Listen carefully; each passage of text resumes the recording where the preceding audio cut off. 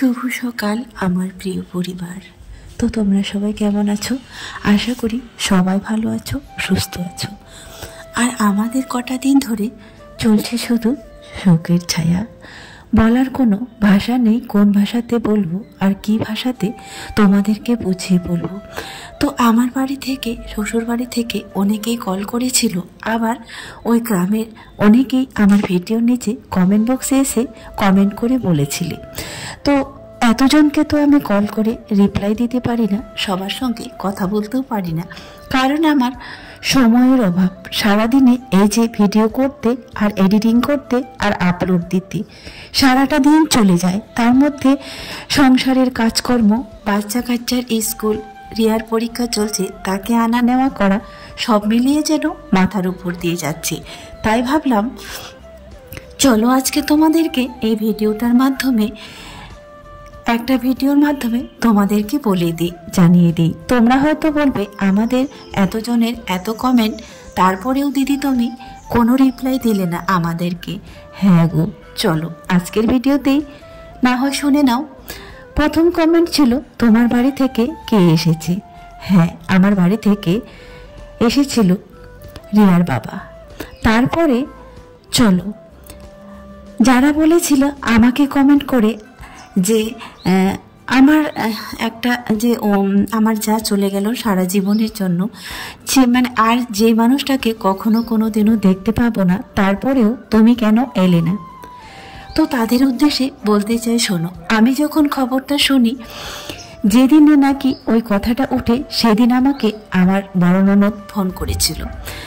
এই কথাটা বলেছিল যে খুব নাকি অসুস্থ।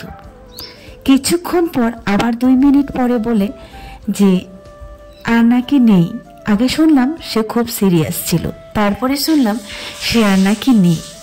তারপরে দেখো আমি বাইরে আছি, তাতে কি হয়েছে, কিন্তু মনটা তো পুরোটাই পড়ে আছে সেখানে। সেই দিনটা কথাটা শোনার পরে আমরা মা মেয়েতে অনেক কান্নাকাটি করেছিলাম। কিছুক্ষণ পরে তারপরে আবার আমার ননদ বলতে আমার কাকা শ্বশুরের মেয়ে, সে আবার ফোন করে সান্ত্বনা দিয়ে বলল, না বৌদি ভালো আছে, আর সিরিয়াস আছে, খুব ভালো তো না, খুব সিরিয়াস আছে, কিন্তু আছে এখনো। যাই হোক, সেই খবরটা শোনার পরে রাত্রি 1টা পর্যন্ত কল করে খবর শুনেছি কেমন আছে না আছে, কিন্তু সেই একই অবস্থায় ছিল। আগে কিন্তু আমি জানতে কিংবা বুঝতে কোনোটাই পারিনি যে কি হয়েছিল বা কি না হয়েছিল আগে, কিন্তু যাই হোক এই ঘটনাটা 2 মাসের মধ্যে ঘটে যায়।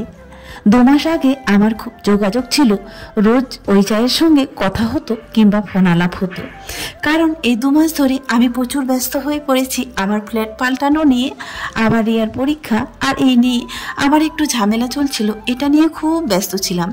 তার আমার যা তো দূরের কথা, বাবার বাড়িতেও ফোন করতে ভুলে যেতাম, ওরা যখন করতো মাত্র শুধু রিসিভ করে কয়েকটা কথা বলতাম। তো যাই হোক, 2 মাসের মধ্যে যে এত কিছু ঘটে যাবে সেটা কিন্তু বন্ধুরা কল্পনাও করিনি। হয়তো তার কাছ থেকে জানতে পারতাম, কিন্তু না, 2 মাসে কোনো খবর পাইনি, কোনো যোগাযোগ রাখিনি। যাই হোক, সেই দিনটা তো সেইভাবে চলে গেল। ঘুম থেকে উঠে আবারও ফোন করলাম। ফোন করার পরে জানতে পারলাম, একদম ডাইরেক্ট আমি হসপিটালে ফোন করি আমার যে যাটা চলে গেছে তার বড় বোনের কাছে। সে বলল যে ভালো নেই, ভালো নেই কথাটা বলল, কিন্তু ততক্ষণও বুঝতে পারলাম যাই হোক এই পৃথিবীতে সে আছেই। তো তারপরেও উপরওয়ালার কাছে দোয়া করে বললাম যেন ভালো হয়ে যায়, কারণ একটাই যে তারও 2টো বাচ্চা আছে। আল্লাহ না করুক এই পৃথিবীতে কোনো মা বাচ্চা রেখে চিরবিদায় নেয়। বাচ্চা রেখে যাওয়াটা যে কতটা কঠিন সেটা শুধু যাদের মা নেই তারাই বোঝে। অনেকেই বলে, কথায় আছে যে বাবাকে যেতে হয় তো মাকে না। যাই হোক, কথায় অনেকেই বলে মা হারানোর যে কি কষ্ট সেটা শুধু যাদের মা নেই তারাই বুঝে। কারণ আমার যে যাটা চলে গেছে তার হাজব্যান্ডেরও নিজের মা ছিল না। তো যাই হোক, চলো সেই কথাটা বাদ দাও। তারপরে দিনও সারাদিন কিন্তু আমি অল টাইম ফোন করতে থাকি। কখনো হয়তো আমার পাড়ার কাউকে, কখনো হয়তো হসপিটালে, কখনো হয়তো আমার বাড়ির সঙ্গে যোগাযোগ, কখনো আমার ভাস্তাকে। যাই হোক, ফোন হতেই থাকে। আমার ভাস্তা বলতে মেজো ভাসুরের ছেলেকে অনেকবার কল করেছি। তো কল করে তারাও কল করতো। একবার কল করে বলল যে আন্টি সে নেই। যাই হোক, তারপরে বলল যে কটায় জানাজা হবে, কি হবে, এরকম। কিন্তু আমি প্রতিটা মুহূর্তে খবর নিয়েছি। তারপরে চলো এবার আসার কথাটা, আমি কেন আসতে পারিনি। বন্ধুরা, এখন বাজে হচ্ছে 5:30, 6টা বাজতে যাচ্ছে আর কি, 5:40। রান্না বান্না পর্যন্তই তোমাদেরকে দেখিয়েছিলাম, আর খাওয়া দাওয়া দেখাতে পারিনি কারণ দেরি হয়ে যাচ্ছিল। দেরি বলতে এবার তোমরা বলতে পারো যে কি দেরি হয়ে যাচ্ছিল। দেরি বলতে আমাদের ঘরে যে এসছিল, কদিন ধরে তোমাদেরকে বলছি যে বাড়ি থেকে আমাদের কেউ এসছে একজন, তো সেই জন্যে দেরি হলো। 2টোর মধ্যে 2:20 হচ্ছে ট্রেন ছিল। তো তাড়াতাড়ি করে রান্না করে খেয়ে দিয়ে হচ্ছে আমিও ছাড়তে গিয়েছিলাম স্টেশন পর্যন্ত। আমি গিয়েছিলাম, একটু দরকার ছিল আমারও, তো ওই দরকারটাও হলো, আর ছেড়ে দিয়ে স্টেশন পর্যন্ত এলাম। রান্না বান্না করে খাওয়া দাওয়া করে, রান্নাটা তো তোমরা দেখেছিলে, খাওয়া দাওয়াটা দেখোনি, দেখাতে পারিনি। তো কালকের ভিডিওতে অনেকেও বলেছো যে কে এসেছিলো, কোথা থেকে এসেছিলো। তো আমি বলে দিয়েছি আমাদের নর্থ বেঙ্গল থেকে এসেছিলো, আর আমার শ্বশুর বাড়ি থেকে এসেছিলো একজন। এই প্রথম না, প্রথম বললে ভুল হবে। তো যাই হোক, এসেছিলো। আর একটা কথা বলেছিল যে কে মারা গেছে সেটা তো বললে না, কে এসেছিলো সেটাও বললে না। তো শ্বশুরবাড়ি থেকে এসেছিলো। তারপরে হচ্ছে কথা, আমার হচ্ছে একটা যা, মানে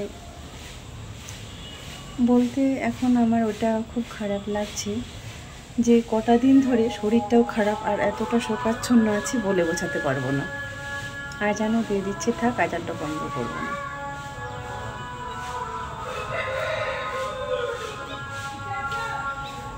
তো আমার যে যাটা মারা গেছে সেটা হচ্ছে আমার কাকা শ্বশুরের ছেলের বউ ছিল।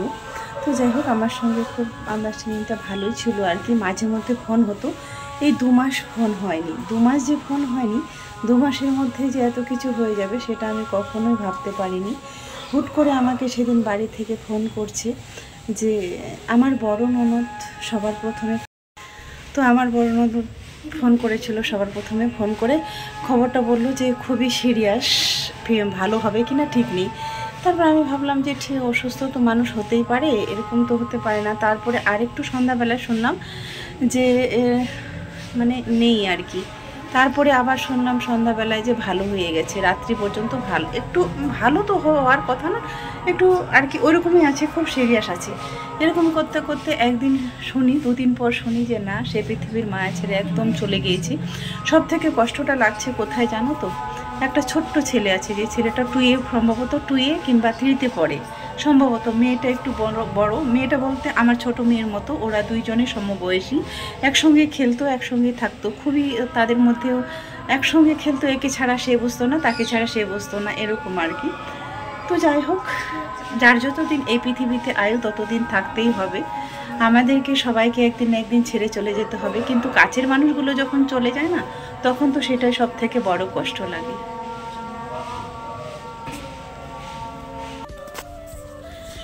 তারপরে বলছি আমি কেন আসতে পারিনি, শোনো। ততক্ষণ রাত পোহালেই রিয়ার পরীক্ষা, 2 দিন পর, 1 দিন পরে রাত পোহালেই 1 দিন পর রিয়ার পরীক্ষা। যখনই রাত পোহালে পরীক্ষা, সেই রাতেই জানতে পারলাম, রাত 7টা কিংবা 8টার দিকে জানতে পারলাম আমার যা আর এই পৃথিবীতে নেই। তখন যদি আমি যাই, কথাটা তোমাদের ভালো করে বুঝিয়ে বলি, তখন যদি আমি বের হই রাত্রিতে, আমি ট্রেন পাবো না। তারপরেও যদি আমি রাতের বেলায় এখান থেকে, মেদিনীপুর থেকে হাওড়া পর্যন্ত যেতাম, সকালে কিন্তু আমার জন্য রাখতো না। ততক্ষণে কিন্তু আমি তার শেষ দেখাটাও দেখতে পেতাম না। আমার কিন্তু কষ্ট প্রচুর হয়, যেটা আমি তোমাদের দেখাতে পারবো না। কারণ কি বলতো, সেই জায়গাটার সঙ্গে আমার প্রচুর বন্ডিং ছিল। রিয়ারা যখন যেত তখন কিন্তু বাচ্চাগুলোকে না খাইয়ে আসতে দিত না, রাস্তা থেকে জোর করে ধরে নিয়ে যেত, কিংবা রান্না করে ডাকতে আসতো, এই সমস্ত কথাগুলো তো আমি কোনোদিনও ভুলতে পারবো না, তাই না? বাচ্চাগুলো গেলে আমি নাই তার অভাবটা সে পূরণ করে দিত, না খেয়ে কখনোই আসতে দিত না। এই কথাগুলা দেখো, সেই মানুষটা চলে গেছে, আমিও হয়তো এই পৃথিবী থেকে চলে যাব, যেদিন সেদিনই হয়তো এই কথাগুলো ভুলতে পারবো। তারপরেও মনে হয় এখন যদি যায় আর তো আগের মতো কেউ ডাকবে না, তাই না?